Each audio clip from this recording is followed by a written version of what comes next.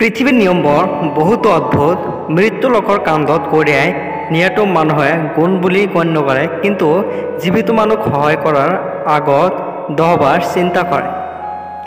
মানুহ জন্মৰ 2 বছৰ পিছত কথা ক'বলৈ শিকে, কিন্তু ক'ত কি কথা ক'ব লাগে সেইটো জানিবলৈ গোটেই জীৱন লাগি যায়। এই পৃথিৱীত ভাল মানুহবোৰে আটাইতকৈ বেছি কষ্ট পায়, কাৰণ তেওঁলোকে সকলোকে ঠগিব নোৱাৰে।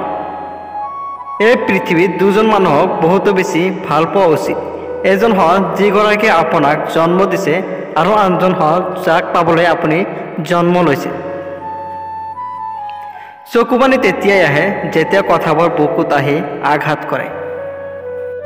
ভাল মানুহৰ সংস্পৰ্শত থাকক। বুদ্ধি নাথাকিলেও তেওঁলোকে সময়মতে আপোনাক সৎ পৰামৰ্শ দিব, আৰু বেয়া ব্যক্তিৰ সংস্পৰ্শত থাকিলে তেওঁলোকে আপোনাক আৰু বেয়া বনাই দিব।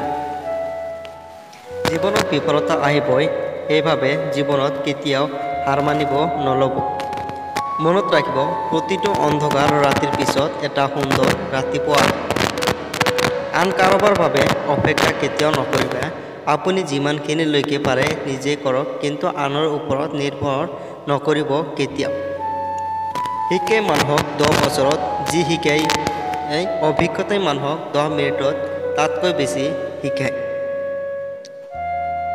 আপোনাৰ পৰিয়ালক ভাল পাওক, কাৰণ জীৱনত বেয়া সময়ত তেওঁলোকে আপোনাৰ কাষত থাকিব আৰু আন কোনো নাথাকিব, এয়াই বাস্তৱ। কিছুমান মানুহে সকলো কৰিব পাৰে, কেৱল নিজৰ খং চম্ভালিব নোৱাৰে। খঙত মুখত যি আহে তাকে কয়, কিন্তু পিছত নিজেই বেছি কষ্ট পায়। শৰীৰত আঘাত পালে মানুহে যিমান কষ্ট পায় তাতকৈ বেছি কষ্ট পায় মনত আঘাত পালে। আপুনি যিমান দুখ প্ৰকাশ কৰিব মানুহে সিমান মজা পাব, আৰু যিমান আনন্দত থাকিব মানুহে সিমান হিংসাত জ্বলিব। যদি আপুনি সঁচাকৈয়ে কাৰোবাক ভাল পায়, তেন্তে তেওঁৰ অতীতৰ কথাবোৰ লৈ খুচৰি নাথাকিব। পাৰিলে আপোনাৰ ভালপোৱা দি তেওঁৰ অতীতৰ কথাবোৰ পাহৰাই দিয়ক। সুখত থাকিলে ভালপোৱা মানুহৰ অভাৱ নহয়, আৰু দুখত থাকিলে নিজৰ চাহটো কাষত পোৱা নাযায়।